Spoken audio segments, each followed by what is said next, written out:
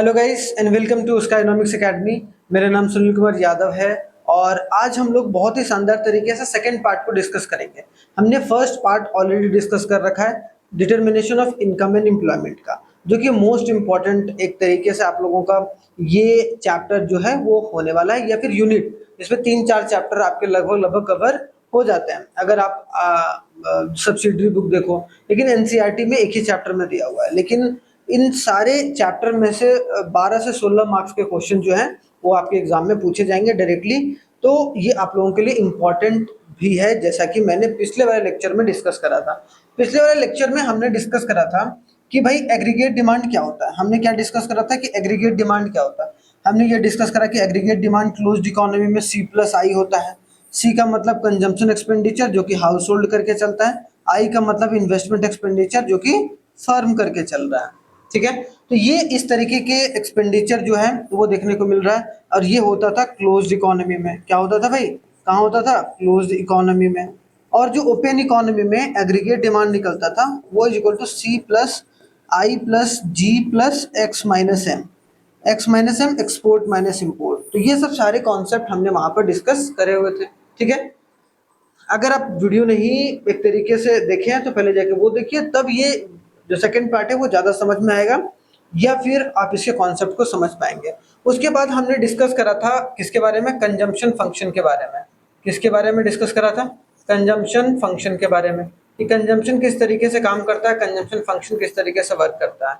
हमने बात करा था वहाँ पर कि इनकम और कंजम्पशन के बीच के रिलेशन को ही हम लोग कंजम्पशन फंक्शन बोलते हैं, है कि नहीं? तो वहां पर हमने ये इसके बारे में बात करा था। उसके बाद हमने देखा था C is equal to A plus B Y. A का मतलब यहाँ पर मैंने बताया था आपको ऑटोनॉमस कंजम्पशन। ऑटोनॉमस कंजम्पशन था, है ना? ऑटोनॉमस कंजम्पशन जिसको हम लोग सी के ऊपर बार से डिनोट करते हैं, सी के ऊपर बार के साथ डिनोट करते हैं। ठीक है, याद रखना। और बी का मतलब यहाँ पर क्या होता है? एमपी से।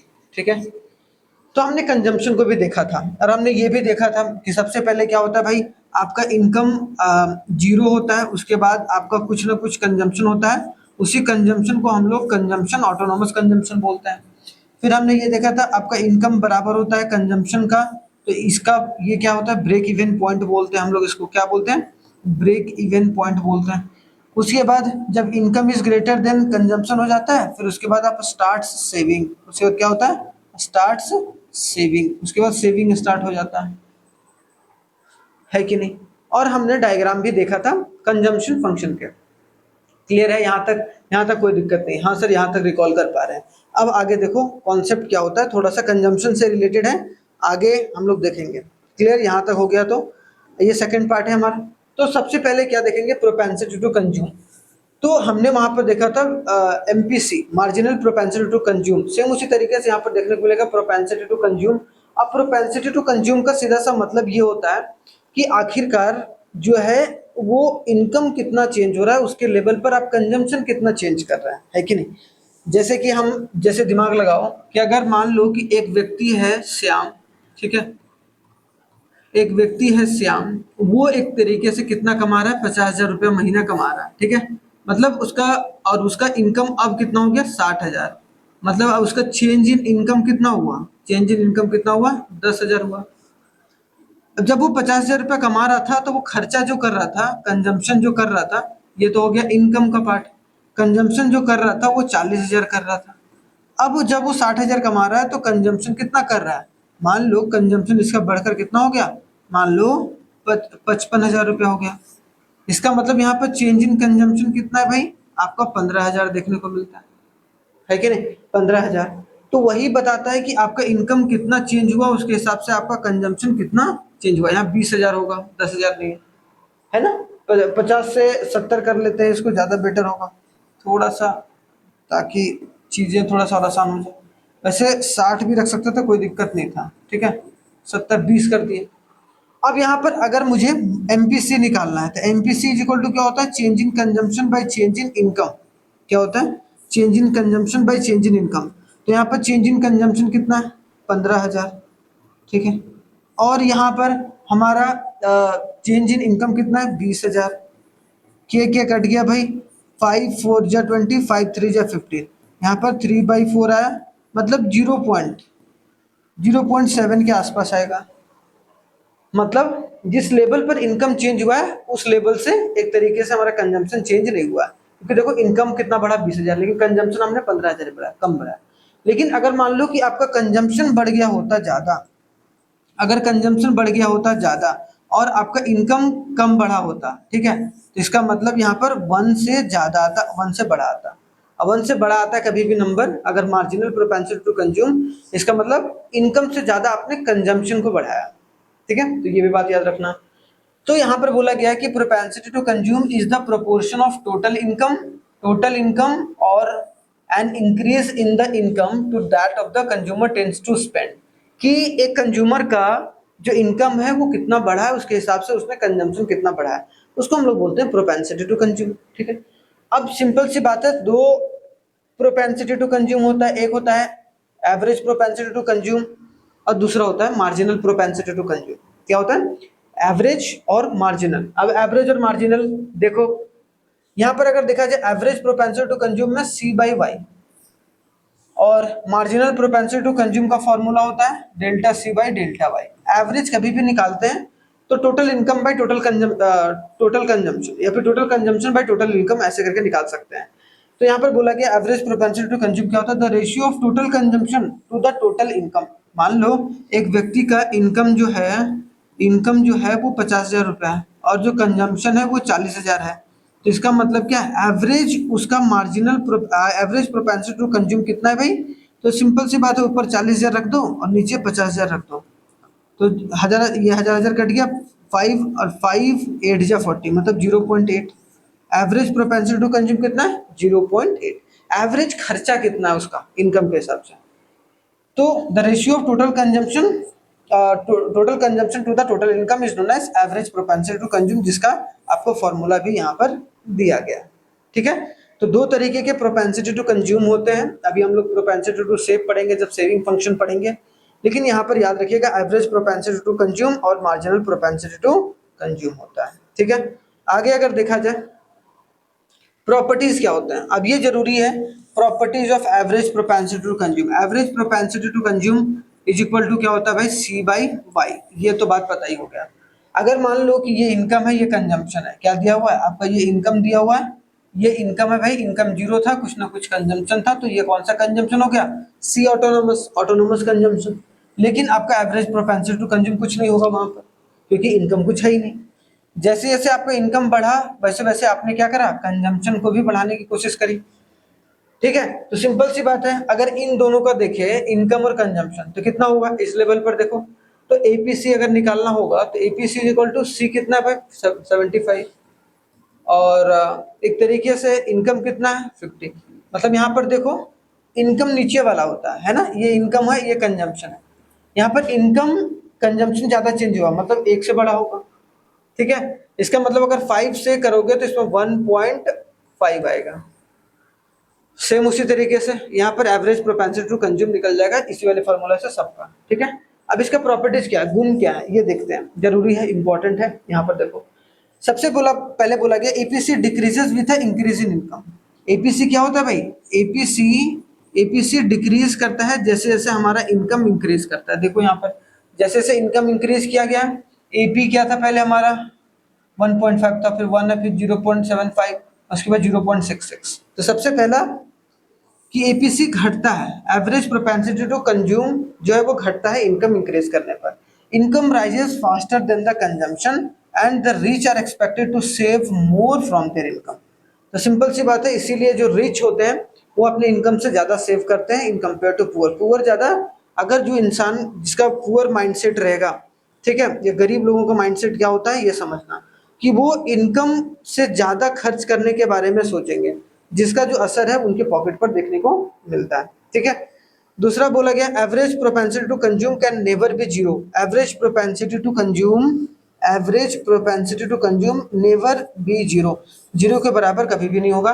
As consumption can never be zero, क्यों, क्योंकि कंजम्पशन कभी जीरो हो ही नहीं सकता है ना, कंजम्पशन कभी जीरो हो ही नहीं सकता। आप हमेशा कुछ ना कुछ कंज्यूम करेंगे, तो एवरेज प्रोपेंसिटी टू कंज्यूम कैसे जीरो हो जाएगा। दूसरा प्रॉपर्टीज है ना, तो दो प्रॉपर्टीज समझ में आ गया। आगे देखो भाई एवरेज प्रोपेंसिटी टू, तो इसका स्क्रीनशॉट भी ले लेना पीछे, average propensity to consume can never be negative, as consumption can never be negative. Consumption कभी नेगेटिव में जा ही नहीं सकता है, लेकिन हमेशा कुछ ना कुछ आप कंज्यूम करोगे, तो कंज्यूम करोगे इसका मतलब हमेशा कंजम्पशन पॉजिटिव में रहेगा। ठीक है, फिर यहाँ बोला गया जैसे ही the value of APC can be equal to 1, APC का वैल्यू 1 के बराबर हो सकता है। कब हो सकता है भाई? अब सोचो एपीसी का फॉर्मूला होता है हमारा सी बाई वाई। मान लो किसी का इनकम है 100 रुपया और 100 रुपया ही कंज्यूम कर रहा है, कट गया कितना बचा 1, एपीसी इज इक्वल टू क्या हुआ 1। एवरेज प्रोपेंसिटी टू कंज्यूम क्या हुआ 1 हुआ। तो ये बात है, जब इनकम के बराबर हमारा कंजम्पशन हो जाता है तो हम लोग बोल सकते हैं कि एपीसी इज इक्वल टू 1 हो गया। अगर the value of APC is more than 1, अगर एपीसी का वैल्यू जो है वो ग्रेटर देन 1 आता है, इसका सीधा सा मतलब क्या है कि वहां पर जो है कंजम्पशन ज्यादा बढ़ा है, consumption is greater than income. इसका सिंपल सा मतलब देखो, कंजम्पशन मान लो कि 200 है, ठीक है, और इनकम आपका 100 है, क्योंकि ये ऊपर कंजम्पशन ये आपका इनकम, तो 100 यहाँ 2 बार काटो कितना आ गया 2 आ गया। एपीसी इज ग्रेटर देन 2 आया कि ग्रेटर देन 1 आया कि नहीं आया? तो कोई भी पूछेगा एपीसी इज मोर देन 1 कब होता है? जब कंजम्पशन ज्यादा होता है इनकम से। क्यों? या फॉर्मूला के हिसाब से भी देख लो, क्योंकि आप कंज्यूम करोगे ऊपर रहेगा ज्यादा नीचे रहेगा कम, तभी तो 1 से बड़ा होगा। ठीक है, the value of APC can be less than 1, less than 1 भी हो सकता है। एपीसी का value less than 1, less than 1 कब होगा भाई? जब एक तरीके से इनकम ज्यादा हो रहा है और कंजम्पशन कम हो रहा है। अगर मान लो कि इनकम हम 200 रख दें और कंजम्पशन हम 100 रख दें, तो एपीसी का वैल्यू कितना आएगा? यहाँ पर आ गया 1/2, 1/2 इज इक्वल टू 0.5, मतलब 1 से कम है। तो एपीसी 1 से कम है, 0.5 है, इसका सीधा सा मतलब क्या है कि आप देख सकते हैं कि यहाँ पर इनकम ज्यादा है कंजम्पशन से। तो हमने पूरा देख लिया। तो ये प्रॉपर्टीज हैं किसके भाई? Average propensity to consume. Clear?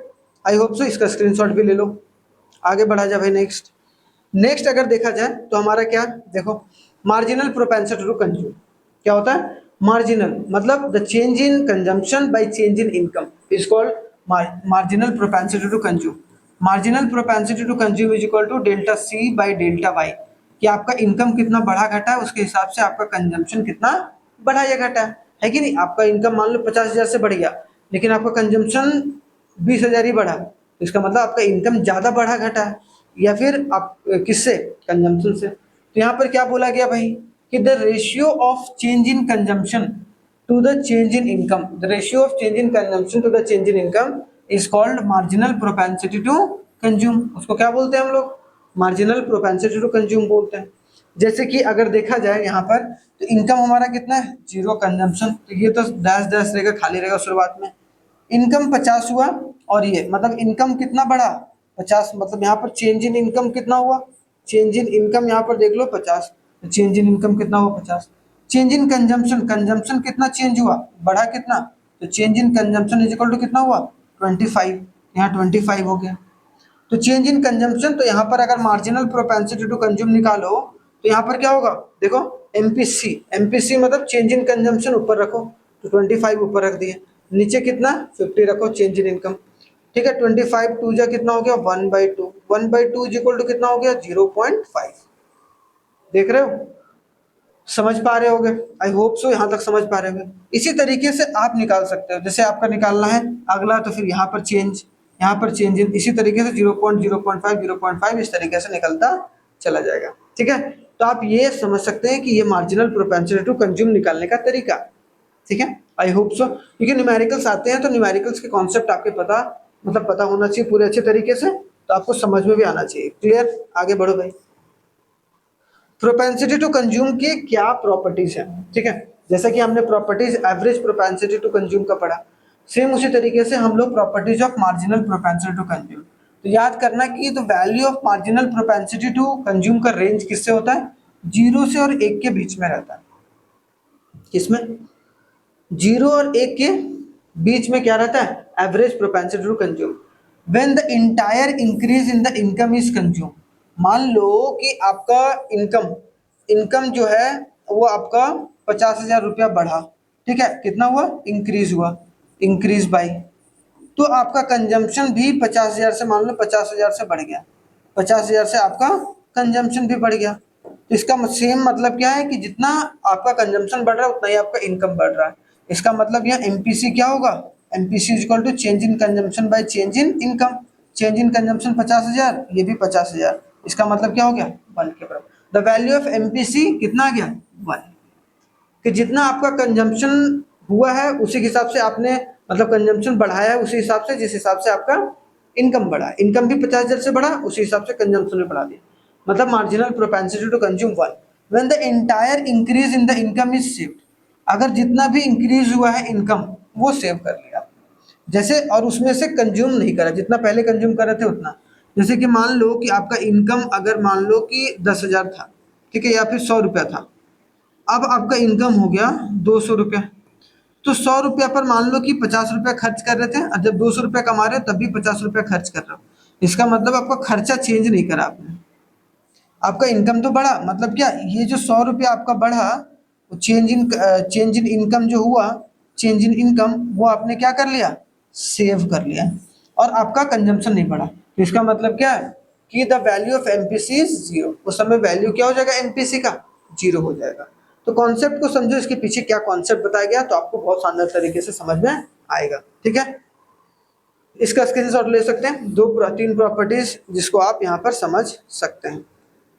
आगे देखो भाई, when the change in the income has result in the relatively less than the consumption, मतलब क्या बोला गया यहाँ पर, देखो देखो क्या बोला गया, when the change in income has resulted in the relatively less change in the consumption।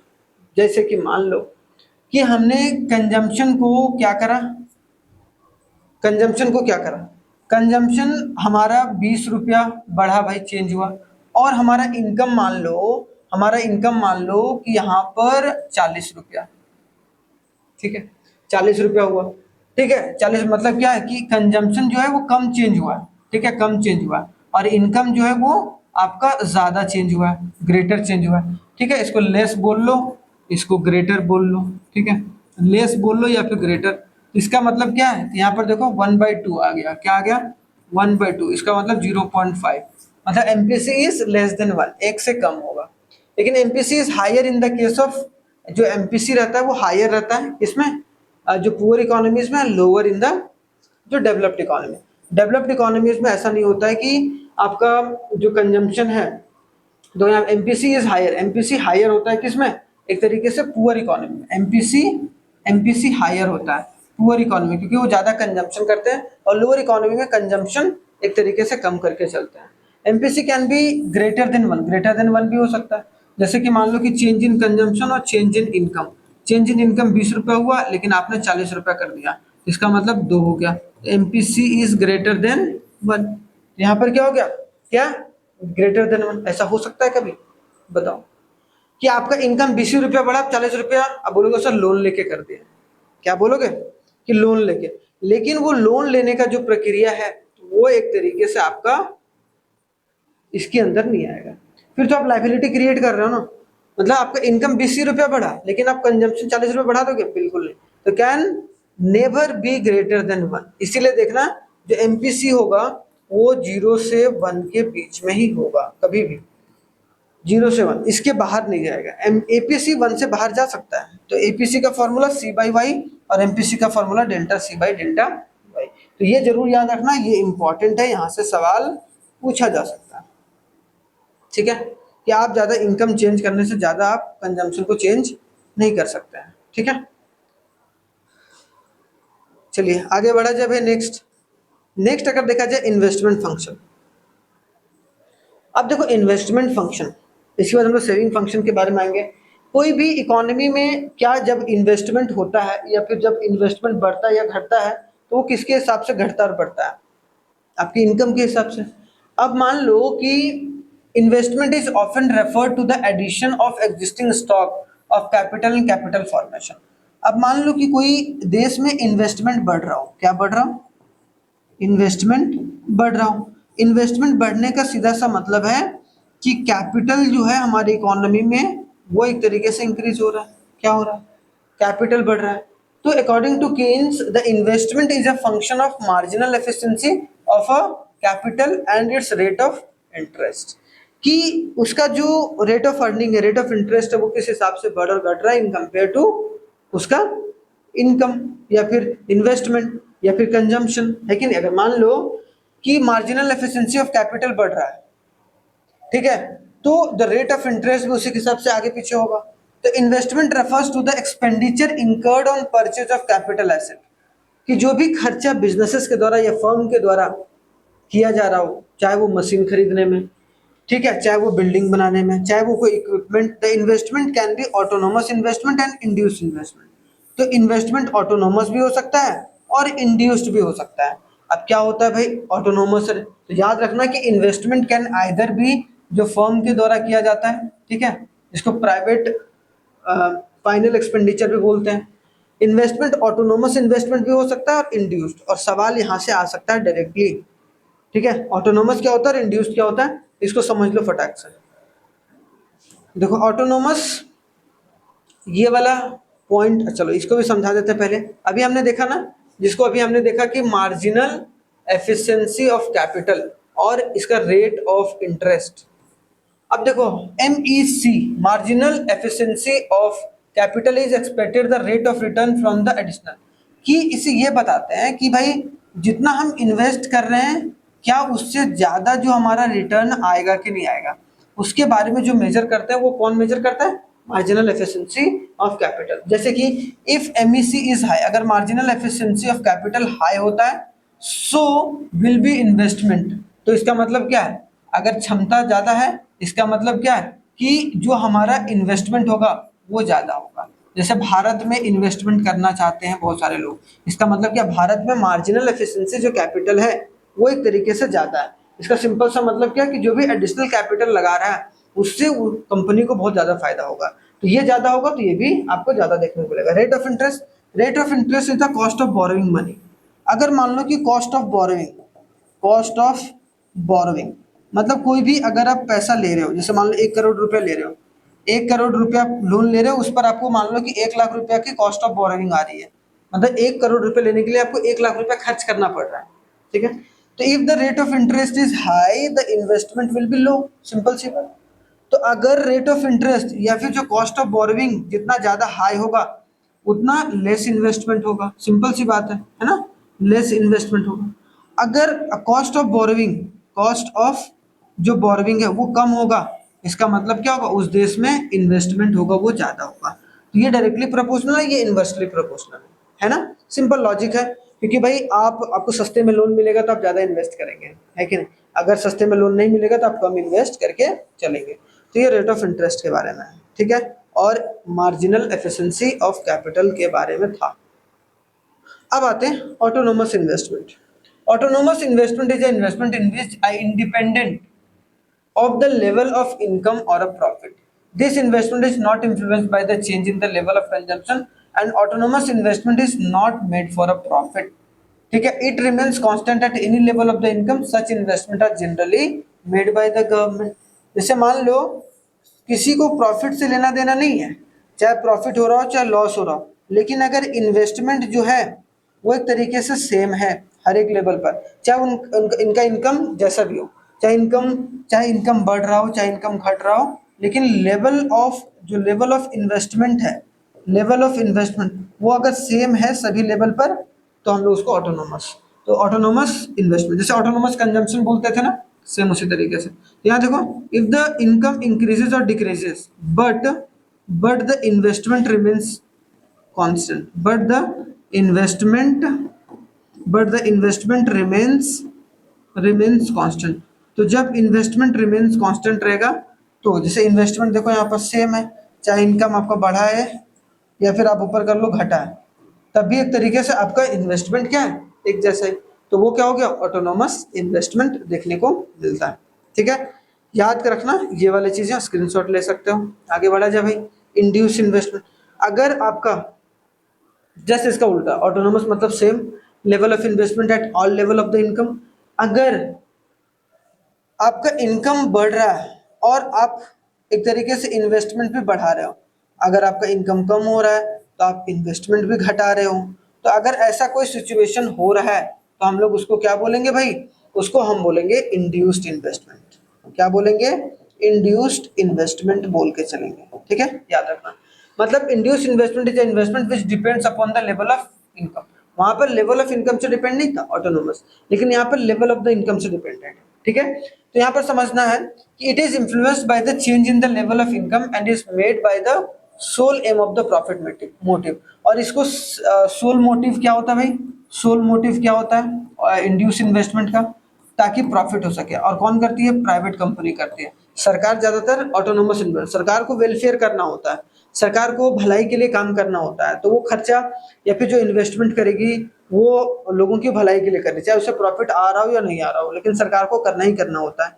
लेकिन इंड्यूस इन्वेस्टमेंट ज्यादातर प्राइवेट कंपनीज करती हैं, जो कि एक तरीके से इनकम बढ़ने पर, देखो यहाँ 0 से 100 हुआ इनकम तो हमारा इन्वेस्टमेंट भी बढ़ गया, ठीक है, इन्वेस्टमेंट भी बढ़ गया। अब ये जरूरी नहीं है कि जितना इनकम बढ़ रहा है उतना ही सेम जो होगा वो एक तरीके से हमारा इन्वेस्टमेंट भी बढ़े, जरूरी नहीं है कि नहीं? क्योंकि कंपनी को उससे क्या निकालना है? प्रॉफिट भी तो निकालना है कि नहीं? लेकिन जितना ज्यादा प्रॉफिट उतना ज्यादा इन्वेस्टमेंट निकल के आता है, खास करके कंपनीज के द्वारा, तो उसको हम लोग इंड्यूस्ड इन्वेस्टमेंट बोलते हैं, ठीक है। डायग्राम से समझ लो भाई थोड़ा सा इंड्यूस्ड इन्वेस्टमेंट। देखो यहाँ पर इंड्यूस्ड इन्वेस्टमेंट क्या है कि the induced investment curve slopes upward from left to right. देखो यहाँ पर लेफ्ट टू राइट अपवर्ड होगा, while the autonomous is a straight line parallel to the x axis। और ये parallel to the x, चाहे इनकम आपका बढ़ रहा हो या फिर घट रहा हो, आपका लेवल ऑफ जो इन्वेस्टमेंट है वो सेम है। लेकिन यहाँ पर नहीं हो रहा है, यहाँ पर क्या हो रहा है? आपका एक तरीके से इनकम भी बढ़ रहा है तो इन्वेस्टमेंट भी एक तरीके से बढ़ रहा है।